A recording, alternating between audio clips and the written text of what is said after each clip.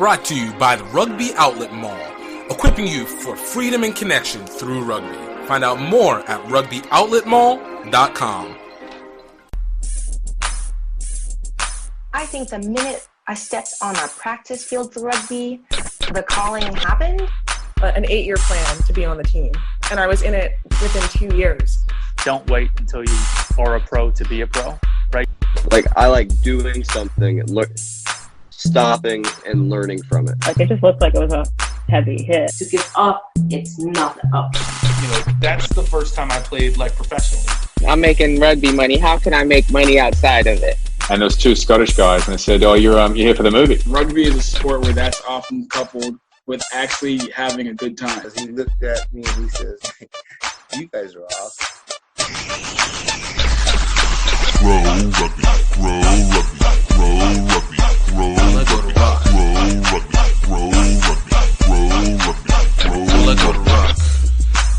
Yo, what is up, everybody? Welcome back to another episode of Grow Rugby. My name is GiftTime Bailu, and if you haven't had a chance to listen to any of these podcasts, this is the podcast where we speak with people about the opportunities they have found or experienced via rugby.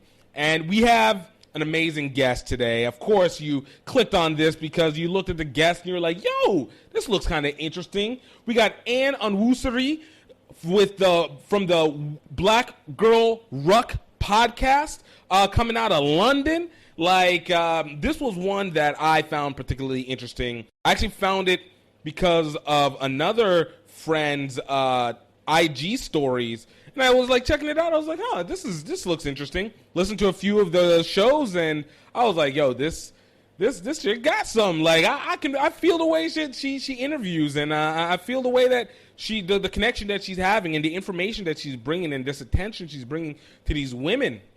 And I was like, yo, I got to bring her on to the Grow Rugby podcast. Like, we gotta be real with this things, all right? So Anne was, in my opinion, was awesome. She was hilarious. A lot of information, and especially, coming from a person who comes from, on the media side, you have a different perspective. And then, of course, what happened whenever you're in an area, especially a place like the UK, where rugby is more prominent than here in the U.S. and many parts of the world. So the perspective on how rugby is addressed was always curious because, you have a way of thinking like, oh, okay, they got to understood. Everybody, of course, within the women's field, there's always drawback because of the fact that women don't always get the same attention in sports. But you would assume that it would be higher than average simply because of the fact that there is more recognition of the sport. And definitely learned a lot of misconceptions as well as some things that I didn't know and confirmation of knowledge that I did. So it was really dope to be able to talk with her. We had so much fun. We had so much fun. Probably might not sound so super professional, but we don't need professionalism. This is a podcast. We need information and entertainment. And I can say that we had both of those in this situation. So I hope you guys enjoy this one a lot. I can't wait to show it. But first, I want to let you guys know we got a new product coming on with the Rugby Outlet Mall. You guys go to www.rugbyoutletmall.com. And we got a brand new item that will be there today, at least today being Tuesday, November 24th, or Wednesday, the Spectator Starter Kit for Rugby, all right? This is everything that you need to have to be able to kick off your rugby community journey. So this is for anybody who has got a friend or family who doesn't know rugby or is just entering into rugby.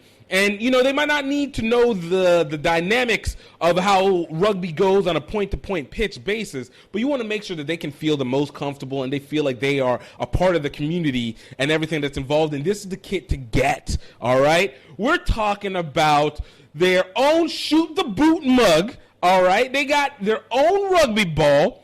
We're giving them a set-up rugby shirt. Ballers play rugby. Recognize it. And then, of course, we don't want to leave them with just the items to be able to rep. we're setting it up with my book getting released, and this is happening. You guys are hearing it here today.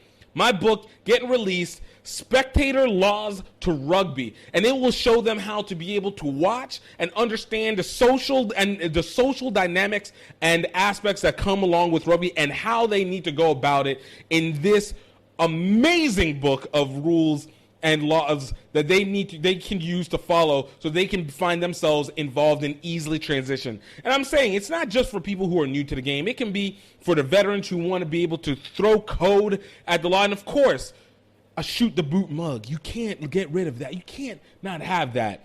And if you added to anybody who is entering into the game as a spectator or a player, it lets them have their set up early. So guys, go to rugbyoutletmall.com. And I'm going to even go one step further. Because you listen to this podcast,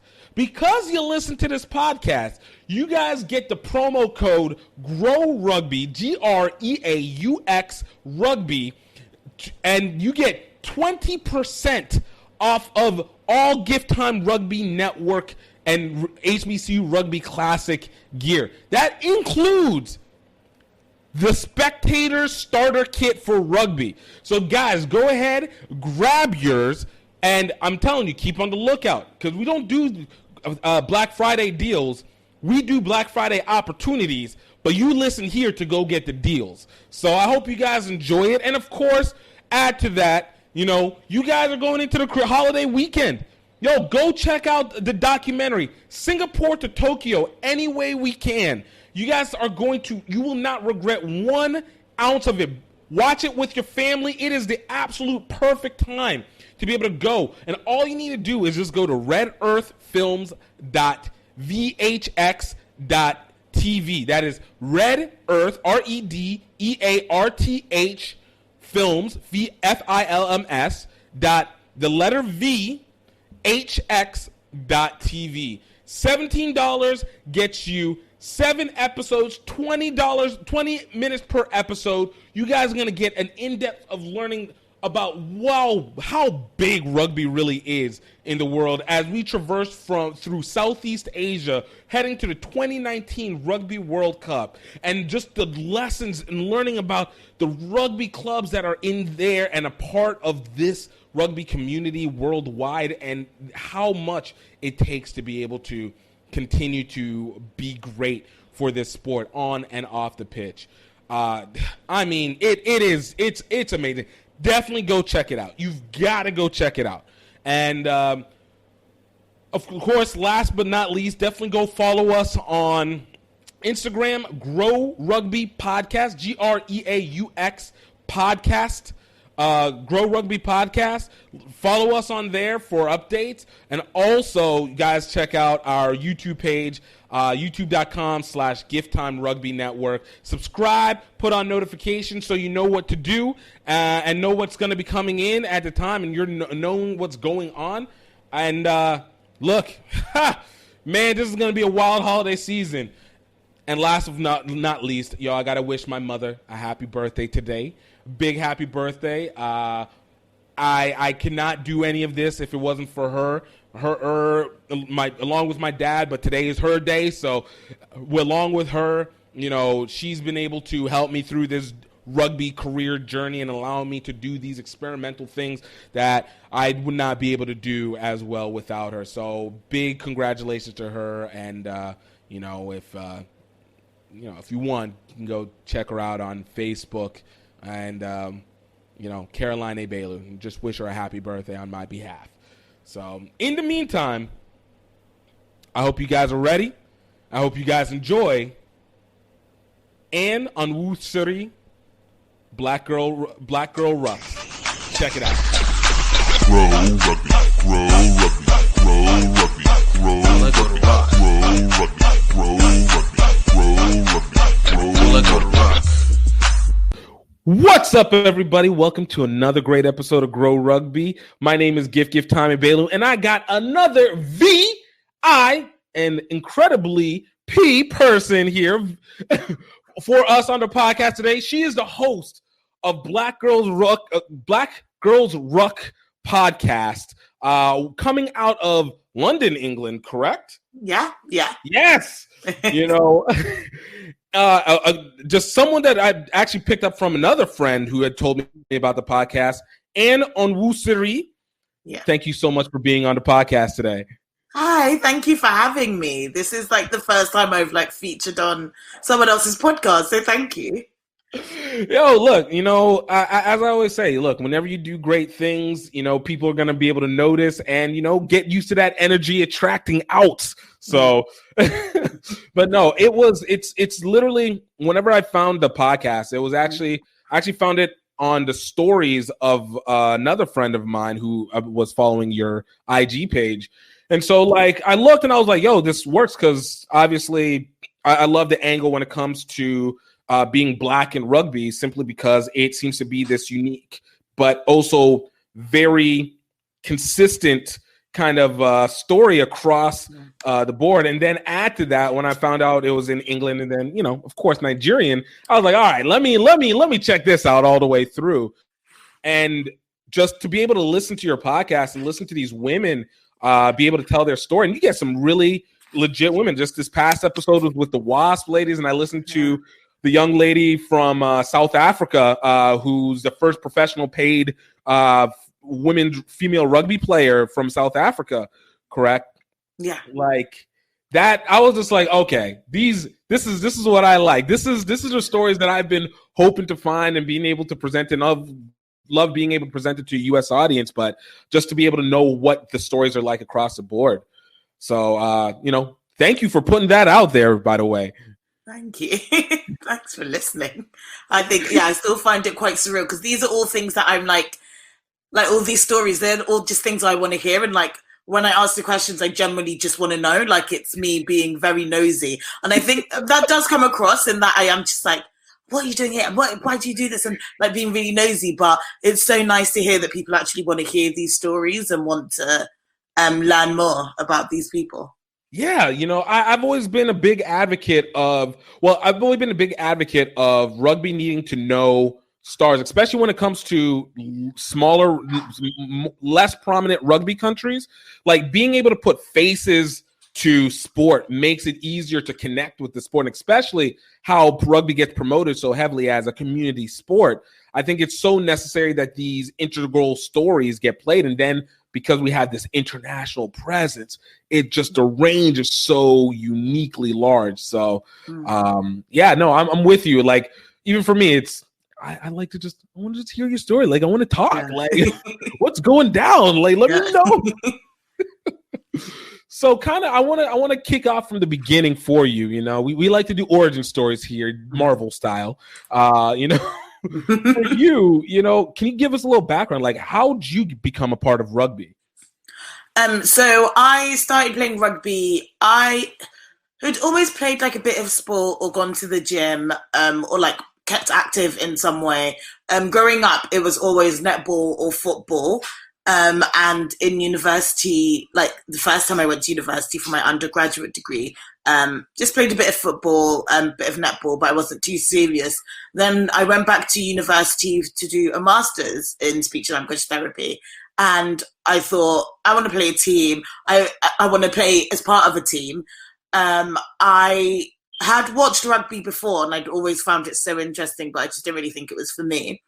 And then online, I saw I can't remember how I saw like, I remember how I actually joined. So I was watching rugby and I always thought I wanted to do that, but I didn't really think it was for me. And then when I joined my uni, I looked up to see if they had a rugby team. And even if it was just like getting to know some of the players on the men's team and like getting to know more about the sport, I was just happy doing that. Then I saw that they had a women's rugby team, and it was a little team combined with like loads of other unis to form a bigger team. So I joined that. Because of how hectic my course was, I wasn't able to train with them on the same days that they trained, but I went to some events with them, went to some socials, went to go and watch England play with them. The England women play against USA, which was when the moment I fell in love with Shauna Brown. And I was just like, okay, I really want to play now. And I want to like make time for it. So then I Googled rugby teams near me. found Hackney in East London, which was my closest one. Then I joined, played for a bit, but I was quite like anxious about the whole thing because it's quite intimidating coming in with like 30 girls that all know each other really well and are all athletic. I'm not the most athletic person, but I like to give everything a go. That's the key right there. That's a key core point that you need. Yeah.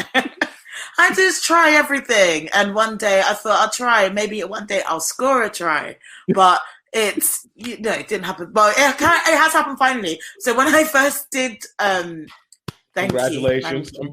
Just one. Just the one. And all you need is one. And then you retire. It was in a friendly as well, so it doesn't even count because we write down. And Look, this was the biggest game ever. Yeah. You scored the game winning try. This is the story you tell them. Yeah. It's annoying because whenever it's like they write down, obviously he scored a try after each game, but because it's a friendly, no one did. And I was just like, no one's ever going to know that I did this. It just doesn't look like it's real. But it's fine. I'm not over it, but I'll get there. So then I joined for a season, only went to a couple of trainings, and then injured my hand. And then I kind of disappeared. I didn't really need to disappear, but I think I was just like, oh, I can't do it, and panicked. And then I was still in their WhatsApp group and saw like all their messages, and they all looked really fun. And I was just like, I'll try again. None of them seem mean. I'm sure they'll like I'll get along with one of them. And then like haven't looked back since. And they're like the nicest girls, and I'm having so much fun playing the sport. And they encouraged me to make a podcast and chat to people because I was always really interested in the fact about like black girls playing rugby. Yeah. No, it's interesting because coming from the States, obviously we always know that we have a bit of a deficit when it comes to rugby in terms of awareness. So there's always this presumption that being in a place like England or South Africa, New Zealand, etc., that is just one of the prominent just positions that you'll take. Like for here, American football, like whether you play it or not, you know its existence, and there's at least a connection to it, either viscerally against or highly for it. But it has that connection. So we always assume that there's always that with rugby. But to be able to even hear that there was an opportunity that you were looking for it at university, and there was a chance that there wasn't one there, or if it was just limited to just the guys, is very interesting because of how. England being the first to create this thing, So like for you, whenever you are looking through and you're seeing how rugby gets grown in England, like what is that like for you, let alone as a black woman, but as a woman in rugby, how's the growth like for England? It's, I think, slow and steady. That's my fair analysis. So recently we've had, I think it's the first ever international women's game shown on mainstream TV, shown on BBC Two on a Saturday, which is like absolutely huge because normally to even watch women's rugby, so even if you're like, you see how like here you can get like football matches, like there'll be a football match on somewhere that you can watch for free, or like if it's a big game, it'll be on. And you can find that fairly easily for men. It's a little bit harder for women, but I think with the Women's World Cup, there was definitely more coverage. Compare that to rugby, and I think the Rugby World Cup was shown obviously for the men, but for the women, it was just unheard of, and they talked about it a lot, but you had to like go to a website or go to like a weird link or something to try and find the women's game. So obviously through that, it doesn't get a lot of coverage, and you don't really, as a young woman watching sports and interested in that kind of thing, it's hard to, you don't really see it anywhere, so it's not really something that's in your world, if that makes sense. And I think there's a real issue with visibility of women's rugby, because there are, since starting the podcast, I've spoken to so many, like, I've come across so many women that play rugby from a grassroots level to a like national, international level, and so many black women as well. But for me, before doing this and before even I started playing rugby, I didn't even think rugby for women was a thing. And I think it it's about visibility. Rugby is typically a middle-class white male sport. Right. And I think there's a lot of work for it to become diverse for the men. And I think in the England team, you do see that, which is nice for the men. But for the women, it's like very much behind. And it is still the same in that it is predominantly, from what I can see, middle-class white people. Obviously, I don't know the backgrounds of all the ladies, so I'm not just painting them all with the same brush. But we're taking a little bit of an average. Yeah, for me, as someone like watching it, it's not. You don't really see anyone that looks like you, and you don't actually get to see rugby that much. Right. A lot of the people that I have interviewed, that like when I asked them, "How did you get into rugby?" If the ones that have said that they were playing from young, the story is always I started in uni and then went on to carry on doing it. Or the ones that started doing it from young, it was always like I had a friend of a friend that did it, and then that's how I heard of it. Or my brother did it, and then I went with my brother and then fell into it. It's never something that's really advertised to women in the UK, especially girls. We're always more pushed towards netball or football. Never really rugby. So it's just there's the real lack of visibility, I think, for women's rugby. But it's getting better, and it's getting we have things called Inner Warrior Camp, so it's for women to come and try out rugby just to see if they like it. It's not too intense. And now that they're showing more games on TV and getting more of the women out there, like in the media and stuff, I think is really helping. But I think there's still a long way to go for women's rugby to be seen as in like a near enough light to men's rugby, unfortunately. Did that answer your question? I feel like I was just talking. Oh, no. That answered the question and more, and opened up even more. Look, I'm loving this. Look, I like one host to another. We know the game, so we know. I feel good about this. We know how to talk. We just know how to talk. I know how to talk. Look man, I'm not gonna say it's a Nigerian this. I'm just gonna say it might be not a coincidence as well. I think it is a Nigerian thing as well. Just talk, and host it, and just it's too much. But sorry. Oh, I love it. Well, look, even so, to kind of add to add on that.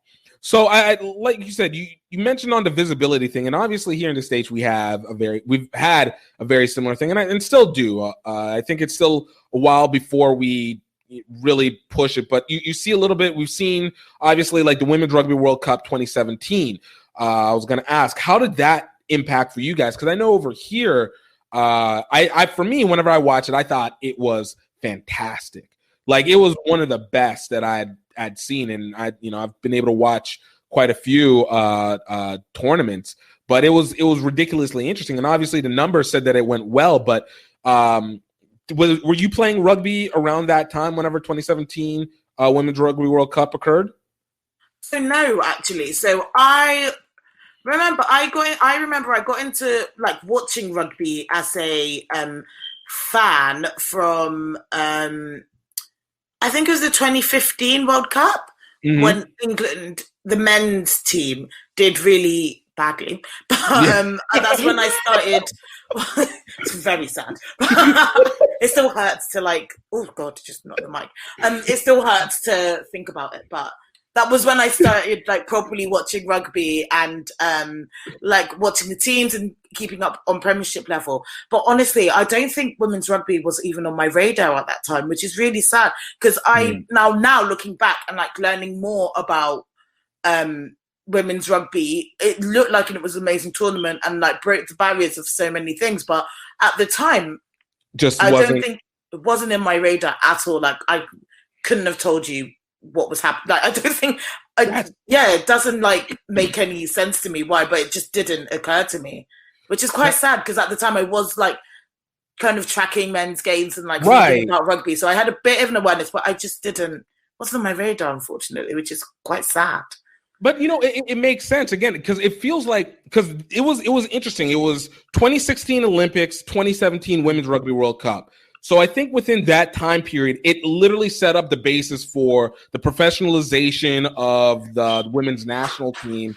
And then you started seeing the basis of like the Harlequins starting their professional women's side. And then obviously the Wasps, and a lot have followed from there. But before that, it barely was like, I don't even think it would have registered without those two events kicking in. Because I even remember, so I started covering rugby about 7 years ago, but we used to have the sevens tournament out here, and so for where I live, it used to do the sevens tournament in this place, Atlanta, Georgia, which wasn't too far from me. And women, what's the best way of putting it?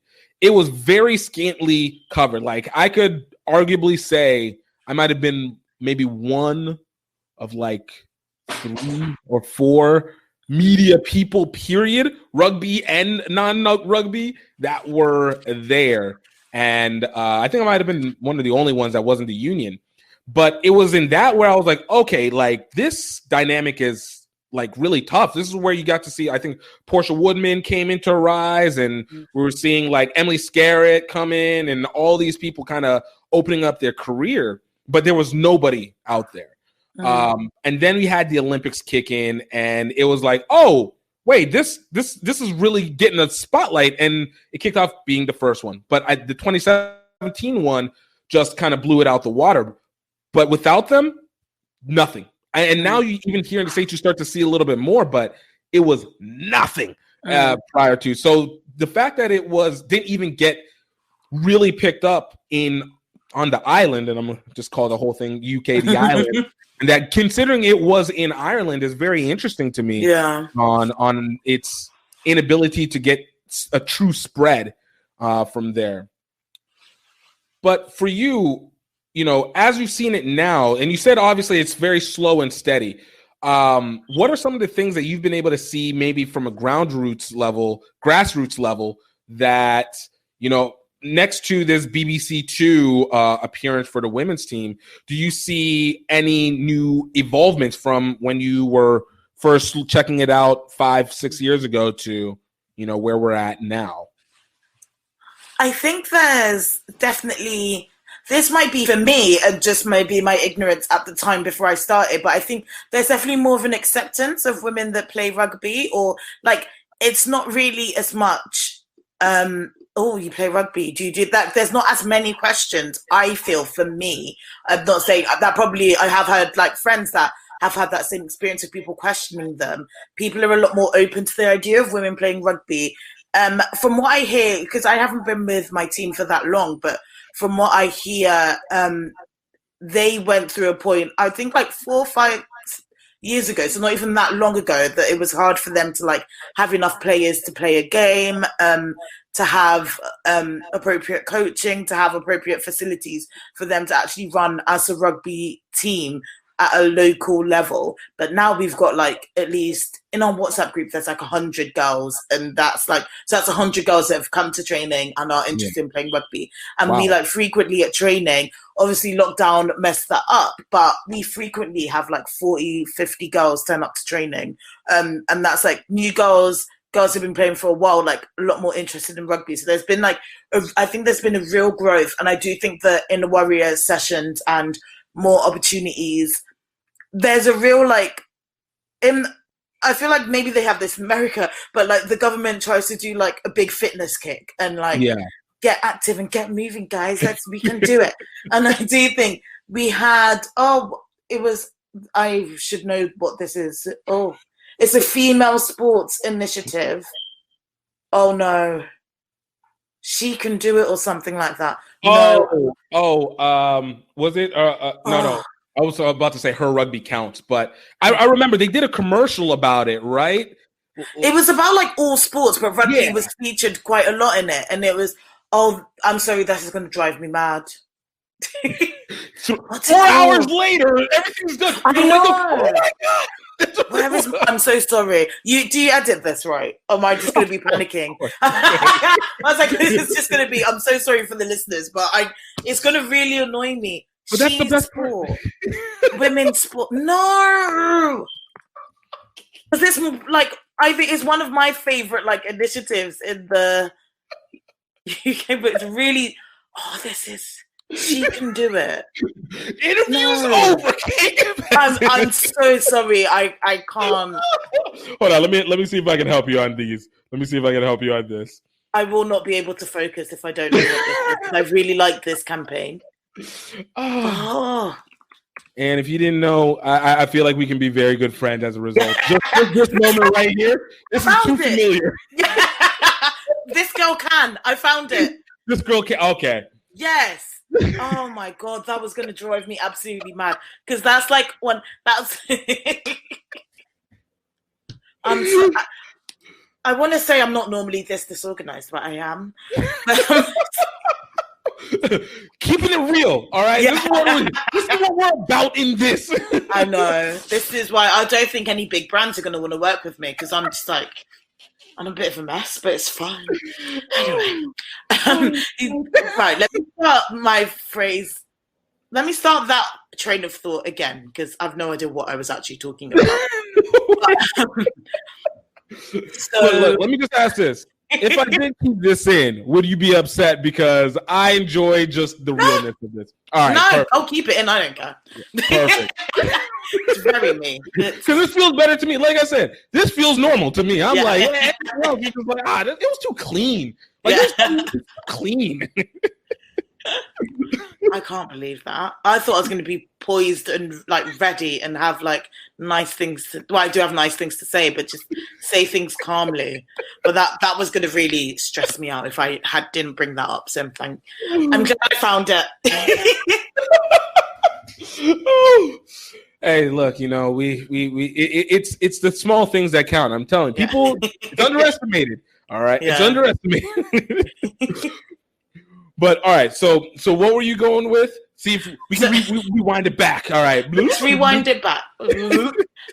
So like there was so like once a year or a couple of times a year, there's a campaign called This Girl Can. That's what it's called, by Sport England, and they do like a lot more initiatives to encourage women to get into sports and get into different activities. And I remember in like one of the most recent adverts, rugby was featured in it quite heavily. And then from that, I think we definitely saw like from January, like a real influx, a lot of girls coming to wanting to try and, a lot of girls coming to try it out, which was really nice as well. So I do think that like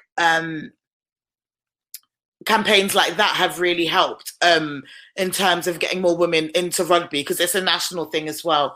I think there is more, it's more highlighted that women can play rugby, especially with it now being on TV and people like Shauna Brown and Rachel Burford, who have like amazing platforms that they use to promote the sport.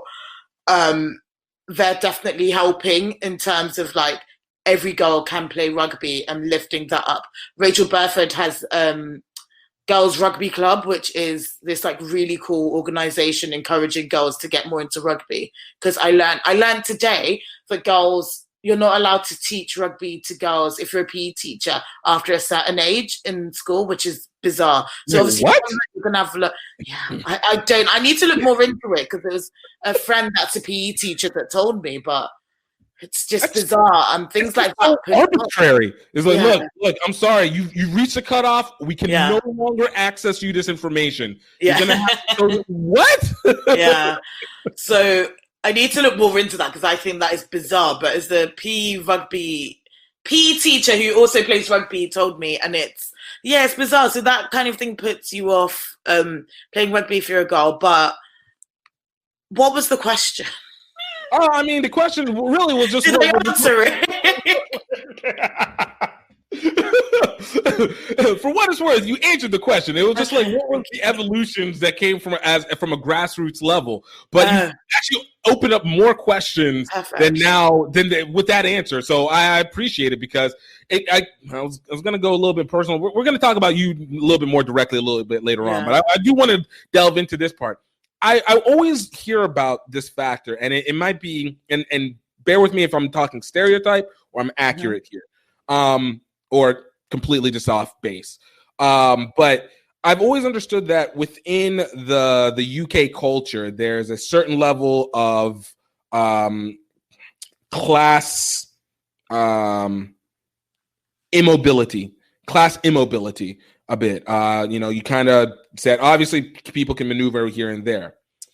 As a result, I wonder, does that same if that's true, does that same factor, do you feel like it resonates within rugby? Like it's kind of like the way that the rules are because of such the age of the country and an established culture that's harder just to change just because of the fact that it's been around for so long and it's been such a standard for so long. Do you think that also leaks itself into the way that rugby is able to maneuver? So you have rules like an arbitrary age cutoff for one person to teach it versus another to be able to teach the sport, and how it impacts the way that women grow in it. Can you say the question again? I was like thinking of so many points, and then I just got like the first bit. I'm so sorry. No problem. Basically, what I was saying is, if there's a class culture that exists in the UK, do you think that class culture, the framework of it, kind of resonates inside rugby in the UK, and as a result, it impacts the way that the sport has been able to grow for women there? Yeah. Okay. Oh. Yeah. Yes. I know I talk too much. This is no. It's fine. No, I do. I think because rugby isn't maybe as accessible in schools, you have to do it as an extracurricular a lot of the time if you're a girl. And obviously that comes with a lot of costs. If you can't afford to buy boots, if you can't afford to, simple things like getting on the bus to go to rugby training, getting appropriate sportswear, getting the appropriate kit, and maybe like the discipline side of things, if you don't have someone encouraging you to do that over time, you're not really going to be able to climb up the ranks and become that stronger rugby player. I think this is my opinion, in that I feel like in Britain there's a real culture of like niceness, and I think it is a real British thing, of that like no one really wants to talk about when there's a problem. We just like kind of smile and nod, and the British stiff upper lip and all that, and just get on with it. I think it's difficult because I'm not sure is the answer, but I'm going to think about it. I feel like I'm going to have a great answer in like an hour. Yeah, I'll let you come back on that one, because it does add something to it. And again, because here in the US, we have our own cultural issues when it comes to between race, gender, and everything in between and around it. So and we see how it impacts rugby. So lately, especially after the George Floyd, but really it's always been there. We really brought race far more into the forefront finally, especially as Black people.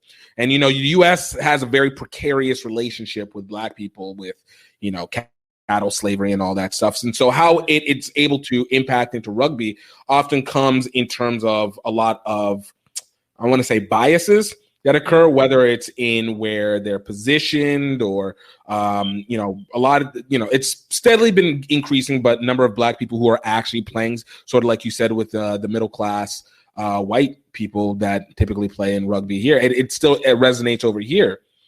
So it's always interesting kind of seeing how it also fits outside of this country, because sometimes we can kind of get ourselves can't see what's the phrase go? Can't see the forest beyond the trees or something like that. Yeah. Like, never know how much of it is it that we're actually seeing for ourselves, or how much of this is this just kind of resonating across the board, and it just happens to present itself differently in these cultural arenas. So, and which is why I liked what you had been doing with Black Girls Ruck, because it kind of pointed out a similarity in now you in this position with Black people and being able to play, and being able to see yourself within the sport. Something that I think is greatly gets underestimated. You guys have Maggie, I don't know why I forgot her name now, like in setup to be exactly to be set up to be like the most powerful person in world rugby. How does that resonate for you, and how does that resonate, from what you've heard with other women? But really, I want to even speak particularly as a Black woman. How does that resonate for you as you continue to grow within the sport? I think it's amazing. I really love Maggie Alfonsi. She's like my dream podcast guest at the moment. She's just like completely breaking barriers and is like an absolute pioneer for diversity and rugby, which I think is very hard to like talk about on that level, as well as like she is like talking for the BBC sometimes and for the RFU to like have that difficult conversation about race, and well, difficult for other people, not difficult really for Black people because it's more our reality. I think there's still a lot of work to go from a grassroots level. I think more needs to be done to filter up, because unfortunately, yes, you have Maggie Alfonsi at the top level, like in the Royal Football Union Council, and then you go to England women's rugby team and there's 3 mixed race girls in the main, like that are regularly called up to training camps, that are part of the England squad in terms of representation. And is that really enough if you're a young Black girl watching rugby thinking, oh, I want to do that, and all you're going to see is a rugby match on BBC Two once in a while? Right. Is that really enough? I don't think so. And I think the people that are there and are doing that work are doing amazing, but I think more needs to be done to encourage more Black girls to kind of stick at it. And I think at Premiership level, there's like a couple of girls who like I've spoken to, like Simi Pam and the girls from Wasps, and at Premiership level, who else have I spoken to? I think that might actually be it. Go through the episode list. Go listen. Yeah, I don't know where my phone is. This is really stressing me out. I'm not. The whole "this girl can" thing could have been solved in 2 seconds if I knew where my phone is. But Hey, look. Oh God, found it. Right. I also don't know why I'm sitting on the floor, but I'm quite comfortable. Look, it's an ultimate cup. Look, the floor is a low key one of the most comfortable spots. Like whenever you have a good carpet or something right underneath it, especially. Oh, I don't. It's not even that comfortable. It's just.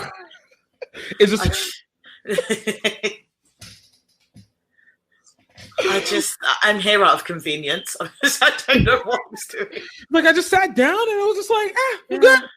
Yeah, that was literally what happened. I'm trying to see who else I've had. At a Premiership level, I do think that's it. Just Simi. Wasp. Simi and the Wasps girls, and Shauna Brown and Ditaisha Harper, who also play for England as well. But and there are more girls out there that I haven't spoken to yet. But you're setting them up. You're setting it up. setting them up. I'm just organising it. It's fun. It's in the works. Big things coming. Hashtag big things coming. But I don't know, if you're like a young girl, or you're only able to see women's rugby once in a while, and the girls that you do see, you don't see that many that look like you. So it's, I don't know. And even there's not enough like Asian girls. There's not enough girls in hijabs. There's not enough there are loads of different groups that aren't represented that much in the English rugby team. I think, and this is what I was saying about it being slow and steady. I think there are steps being made, and the RFU have kind of made a plan and like a guide as to what they want to do to address that. But I don't know, we'll wait and see. I think we just have to hope and work towards. And that's why I quite like doing stuff at a grassroots level. I feel like I have more influence because it's people that are at the grassroots club and the young players that come up that are then going to go up to play for county and play up for Premiership and work their way up to the England national team and be the next Maggie Alfonsi. So if I can influence that in any way, that'd be great. That's awesome. That's awesome. So I want to shift a little bit over to the media side because obviously now this is the one that you've kind of entered in, but I assume you also got a little bit templated. So whenever you started Black Girls Ruck, what was your impetus? Obviously, it was probably to feature more Black women, but what really kind of opened you to say, all right, let me go ahead and move into this part of the industry? So for my undergraduate degree, I did a media communications degree, and my favorite module in that was radio. And I've listened to podcasts for ages, and I always like the idea of quite conversation-y podcasts and ones where I can learn someone's story and it just sounds like a conversation. So my main aim, so I've always been searching for like, what's my niche? What do I actually feel really passionate about? What am I really interested in? And it wasn't until I started playing rugby, I was just be like, oh my God, I love these girls. I love the culture of this. I love like the environment, because even when we have played games and gone away, it's always been like a really happy environment, really positive, really supportive. And I found that fascinating. But I did always think to myself, why don't more Black girls play rugby? And why didn't I find this earlier in life? And that's kind of the story that I wanted to set out and explore. Yeah. So that was like my main goal, just trying to figure out, why don't more Black girls play rugby? Yo, you know, it's wild because I literally had that same conversation with myself whenever I started playing. Like, I remember whenever I legitimately took it seriously and I was like, oh, there's rugby. And then you enter into it and you're like, holy crap, this thing is a lot bigger than what I thought it was. And then you go like, wait, why didn't I know this before? And like the example I'll use, like here in Baton Rouge, Louisiana, when I found it was after I graduated from college. So from university. So, but I kind of just assumed that, Baton Rouge didn't have it, found it online and found the guys. But what shocked me the most was that I found out that these guys had been around since like the 60s. And not only had they been around, they literally were on the campus where my high school had been. So the years prior to, they were playing around where we were walking around on campus. Never heard of them. Apparently, like they had prominent people who were in the community that played, never knew they existed. And so it kind of was like, okay, I don't understand why we never heard this. And then that second part was like, this seems very natural with Black people in terms of like, we have a contact sport, which obviously football is one, but we have a contact sport where it doesn't cost very much to be able to enter into the barrier for entry is very low. And then on top of that, you do have this network and rivalry setup and travel ability that works to being able to spread yourself out. And it's like, it seems very natural. Why is there so few Black people? But it always kind of came back to, well, nobody really talks about it until you're there. Like it didn't make sense. And even for me, that's why I ended up coming into the media side. I was like, yo, we got to be able to promote this. Like we got to bring the culture into it. Yeah. For you, and I'm going to say this tentatively so the audience doesn't get mixed up, but, there's a Black culture that exists in America. Not, there's obviously the realms of African culture, African-American, Black culture, whatever. In England, you guys seem to have a lot more connection to original location. Nigerians seem to be much more resonant Nigerian British than it is Black British and Jamaicans, et cetera, like that. When you're talking about having a connection with Black people in rugby in the UK, what do you see as the factors that need to be brought in to make it a little bit more of a connecting sport that might not be as common in this point? And that's a great question. I think something that I think of a lot is like a lot of teams have a bit of emphasis. I'm quite glad my team's not necessarily like this, but an emphasis on drinking culture. And I'm not one, I do drink and I don't mind like joining in some of the games and stuff. But I know for some people, the thought of that is quite daunting. And from a cultural point of view, you may not feel that comfortable taking part in that. And I know that's not really a big part of rugby, but I think when you're thinking about, if you're someone that's from outside of that group and doesn't really know that much about rugby, you might think, oh, am I really going to fit in? I don't really want to play drinking games. I don't really want to do that. So maybe less emphasis on that. And I think rugby in the UK, at least, is doing really well. And at our level, at least, is doing really well in like taking away from like, it's not a drinking sport. Yes, you can drink if you want. And there are like, and we do play games sometimes, but it's not just like you are okay if you don't drink. Like no one cares. So I think that's quite good. I don't think there's any barriers, but I think there are aspects of it that can seem quite daunting, because I'm thinking about like changing room culture as well. And like, if you're someone that's been brought up in a way, in quite a conservative way, and you don't want to show your body, the thought of changing in a room with like 20 other girls, you wouldn't want to do that. Wilding, right? Yeah, and especially like some clubs don't have the facilities for you to have like a hidden bit. You have to change in front of everyone. If you're someone that's not something you're comfortable with at all, you kind of, I don't know, I'm thinking hypothetically here, in that like you wouldn't want to rock the boat and like, I'm not changing, I have to change in front of people. You wouldn't want to have that conversation, even though it's a really valid conversation to have. And that could be another barrier as well. I think, I need to read more about this, because maybe don't quote me on this, but like Swing Low Sweet Chariot, from what is like a massive rugby song here. I don't know fully. I didn't even know it was a rugby song, if I'm being honest.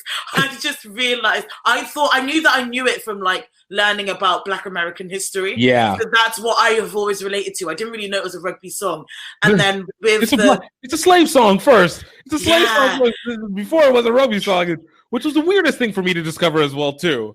Yeah, I've not really understood it. I don't really know where it's come from. And I know that the RFU is doing work to kind of like understand, try and make people understand where it's come from. I don't know. Yeah. I feel like I don't really have an opinion on it because I'm not educated enough on it, which isn't, I don't know, don't quote me on that. But if you're, I don't know, if you're someone that's like coming into rugby and then you're thinking, oh, like one of the main anthems for England rugby is a slavery song, is that really something I want to be associated with? No. That's, I don't know, there are just loads of hypothetical barriers, and it's something that I definitely want to explore more in my podcast, talking to people, talking to young girls and asking, why wouldn't you want to do rugby? My sisters like would never ever do rugby. Like the thought of it for them is just, they think it's weird and gross, and they do not understand why I do it at all. But here's what it is. I was going to ask, and I'm going to get back to the media side, but how did your parents take you playing rugby initially, or even now? They don't really get it. I think I don't think they think I'm serious, if that makes sense. Like, I once came back I came back concussed from a match, and they just didn't, I don't think they fully understand. It sounds really weird. I think they're just like worried that I might die. Yeah. Or like have a serious accident, but I think they don't take it seriously, and that like I'm actually playing the sport, and that I'm doing, like, I'm exercising. I think for them, they just think that I'm running into people and attempting to break all my bones, and I don't know. They don't really take it. They think it's weird. They think it's weird, and just like, okay, like whatever. My parents haven't come to see a match yet. I don't know. I always show them pictures when I get injured, which I don't think helps things. So the last picture I have from a match is me with like 2 tampons up my nose, because it was like my nose was bleeding, and I had a scrum cap on, and I just looked a bit an absolute mess. And I showed them that, and they were just like, is this really what you should be doing? Like, I mean, it's nice to show them the encouraging stuff, exactly. Just really get that anxiety level. I know, I like to just show them the real stuff. I actually am playing this sport. But for me, I say 20-something-year-old Black woman, I need to be getting married. I need to be like thinking about settling down, not pushing into people and getting nosebleeds. So, it's really interesting. The concept resonates across both parties. I think it might have been only up until, I want to say, maybe last year, maybe 2 years ago, whenever my parents kind of resonated into like, all right, there's maybe something that's happening here with rugby. I don't know what it is, but it literally took, I think, what was it? It took a random chance that one of my dad's doctors was friends with somebody that was in their local rugby team. And he was like, oh, there's another rugby team out here. Oh, okay, maybe there's something here. And then my mom, I literally had to create an event and actually have her come. And I think even still, like, it wasn't until the very end of it that she was like, maybe you got something. Yeah. Still tentative across the board. Yeah. I don't think I'm going to bother because I know my mum's reaction when she watches the match. She's going to be like, what was that? Like, what am I looking at? Like, it's not as simple as like just kicking a ball around. Like, right. I don't think my mum they won't get it. And I think they just think it's like too much harm for not enough output. Right. Then they go like, how is this paying you money? Exactly. You're paying money to hurt yourself. And what am I gaining from this? Like, that is the mindset. And they don't really see the benefits. I think they're just happy that I'm outside and that I'm meeting people and I'm not at home annoying them. So that works. You know, yeah, exactly. They nuances. Deal with it. Exactly. Oh man, I love it. It's consistency, man. That country is very consistent with expectations. That's it. It's just expectations. No, don't really want to help you towards anything, but just I expect you to do this. Just yeah. So kind of going back onto the media stuff. So for you, all right, obviously you started this podcast and you've started to have your access of being able to interview these different kinds of people, and you're still building up. What has been the most revealing thing for you since you entered into the media field? Like for you personally, like what has been the thing that you thought before you started doing this, and now you're kind of like, all right, this is now my perspective, whether it's confirmed or whether it's switched or whatever, but your perspective differences from before starting it to now? I think the main thing I've definitely learned is that like a lot of white people aren't aware of the small nuances that Black girls have to think about when like participating in any kind of like group activity that isn't necessarily made for them. So I recently was speaking to some of the girls on my team about my podcast, like some white, some Black. And like, it was really like the feedback I got was really like lovely because they love listening to it. I think because it is me and they want to like obviously support me. So that's their main motivation at first. But then they said that like learning about the stories and there's loads of little things that like I never really think about because they don't have to think about it. Right. But thinking about things like doing our hair and why don't I have enough examples? That's terrible. Okay, so that's really bad. So doing our hair, that's it. That's all. That's I don't know what other only issue was Black women. That's it. Yeah. Everything else is the same. It's the common. Like, just come on. For what it's worth, really the hair is real though. I mean, the difference is real. So yeah, it takes up the bulk. It's exactly. So, for example, doing our hair is like something that they. That's just shocking. Why is that the first thing? It's like on my bedtime here. So why? I love that I said 10 o'clock because I was like, I would have like done stuff and then like I can like do this, then go to bed. I didn't realize that I would have completely just like drained. My brain is just. But then I'm like this at most parts of the day. It's fine. I'm just. Well, tiredness is adding. I'm sorry. I appreciate you giving the time. Look, you're fighting your natural clock. Thank you. I take that as the honor. What was I saying? The little nuance differences that they've been picking up that they didn't know. And I think this is kind of a theme in England, something I've always thought, is that like Britain is racist. It's just not spoken about as much. And I think microaggressions are massive here, and it's like the little things that you can't really put your finger on but are acts of racism, and the girls that have like fed back to me about things that they've learned on the podcast. I know for a fact that they're not like overtly racist and have any like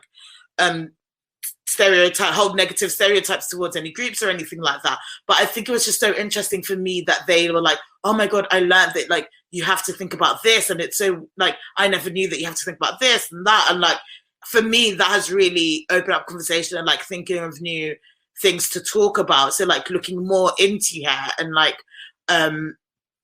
situation where obviously like Black women are more sexualized, and situations that may have occurred in line with rugby and like opportunities and things like that. And that's definitely given me more of like a kick up the arse to keep doing that. I felt like I sounded really British when I said kick up the arse. I mean, I'm not gonna lie to you. You have sounded very British the entire time. So you just get that extra exclamation mark. I'd like to make sure nobody gets confused here. All right, I'm not doing an accent. No. You don't care about the story. You just wanted a British person. I just want the accent. I just want to be like, look, we're global. Come on, and refined. Let's go. Fair enough. I don't blame you. It's hard out here.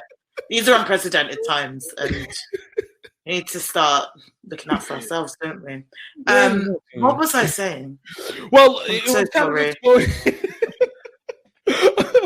gonna let you. I know I'm gonna squeeze this juice for as much as I can before it goes. But you know, it is interesting because you know, again, it's the same thing here in the States. You know, it's a lot of aspects that a lot of white people majority of white people do not have to ever think about, because like you said, it's whenever you're the majority, or even let's call it the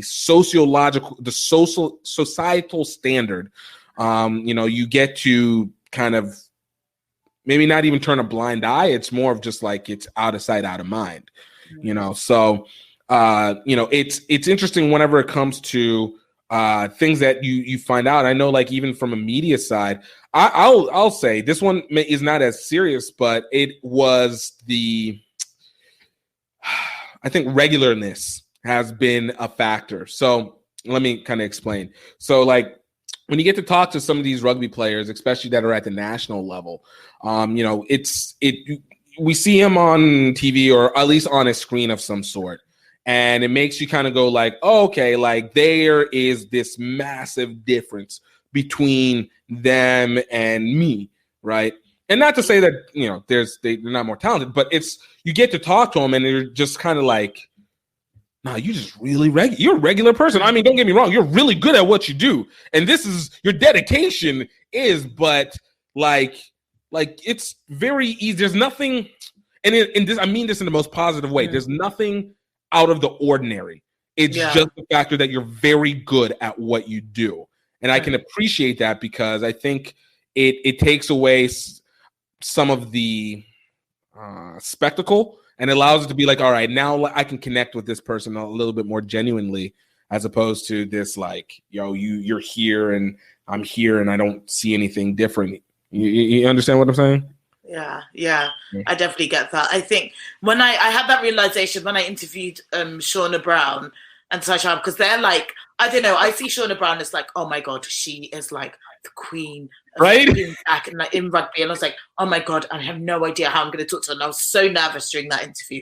And then just talking to her, she's like straight to the point, but like in a really like really relatable, really nice, really like, it's just like, yeah, that same thing of like, she is like a normal girl, just very good at what she does. And what she does is like, maybe involves her like going on TV once in a while and doing loads of media stuff. But she's, a regular person that goes through very similar things to me and a lot of the other girls that I've spoken to. And it was like, really eye-opening talking to her, that how universal the experience is as well. Nice. You know, kind of letting it wind down because I want to make sure that I can use this juice for the future, by the way. Just to let you know, you will be coming back on here. Yeah, I wasn't awful. No, what? Please. It was amazing. This has been amazing. This is why you're coming back on. I'm going to like listen to this and not remember a thing that I've said and just been like, that isn't true. But that isn't, yeah. Was this a dream? It's like a very vivid dream. What are you on about? That's not a thing. And you don't play rugby, Anne. It's fine. You're just...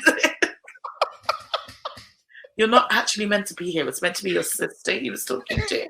It's just, what were you doing? Oh man, yes. Well, look, let me ask you this. Kind of, like I said, kind of bringing it down. As you continue through this podcast, obviously you have your day job and everything, but where do you feel like where do you feel like you want to go with this podcast, or maybe what you've been seeing that's kind of shaping the direction that you want to go with this media side for rugby for you? So one of the things that we spoke about on the Wasps episode, one of the girls mentioned, Sadia Kabea mentioned, like, it'd be really cool to like mentor young Black girls that are coming up the ranks and kind of like just give them the little push they need and be that person to like nudge them on along the way. And I think with the podcast, that's definitely something I'd love to like look into doing more, and like maybe starting up a mentorship scheme or something to help young girls keep going up and just keep playing rugby. I just want to see like more Black girls playing rugby. I want to see more Black people playing rugby in general. So that's like, from a community point, that's what I want to do. From a media point, I would love to, I don't know, I'd love to be the next Oprah, but I think that's just me. I'm also quite delusional in my ability to do things. Hey, look, you can't get anywhere if you actually do not have beliefs that are way out of this world. Exactly. That's when they become achievable. I always like the quote, and it is from Kanye West, who's very problematic, but like, reach for the stars, and if you fall, you'll land on a cloud. And that's like what I always go for, in that like, I will dream as big as I can, and like wherever I get to on my way there, I'll be happy, because it was like on my way to my dream. But I'd love to just do more media stuff, do more like interview more people and just see where it takes me. I'm not really, in terms of the media side, I don't know, I just want to earn money for my podcast and like maybe get paid to do something that I really enjoy doing and provide these stories for people. But I don't know, at the moment I'm just really enjoying it and would love to be able to financially support myself to like maybe reduce the days that I work as a speech therapist to do more podcast stuff and like live a life where I can do both, because as much as I love the podcast, I also love doing speech therapy as well. So that's not something I want to lose. Yeah, but you if get I the can live in a balance. world where I can do both, yeah. Oh, I love that. No, that's the realist. And being able to find that and being able to go, I know even for me on this journey, even though I haven't, I'm still cracking that code for the monetization. I'm almost there. I feel good about it. If I figure it out, I'm gonna let you know. Don't worry. I'm seeing the sponsored here, so you're doing okay. I mean, look, we do what we can. We do what we can. Even if we have to create it on our own, we do what we can. We're gonna get this. It's coming over here. One day. But for what it's worth, I gotta appreciate like the accesses that it's given. Like, last year we got to go to the Rugby World Cup. I got to go to the Rugby World Cup as media, and next year, get to go to the Olympics as media, and so like to know that it's like. I might not get the pay, but I'm getting to see things that I never expected to, and you never really know where it was going to go, because I don't know if I knew it was going to be like this at the beginning, but it's interesting. And it feels like your own personal Google, Google 1998, everybody's like, oh, there's already Yahoo, like nothing's going to happen. And then all of a sudden you feel like it's going to burst. Like, trying to tell you, trying to give you the heads up. But, look, I legitimately enjoyed this all the way through. This was really actually very informative.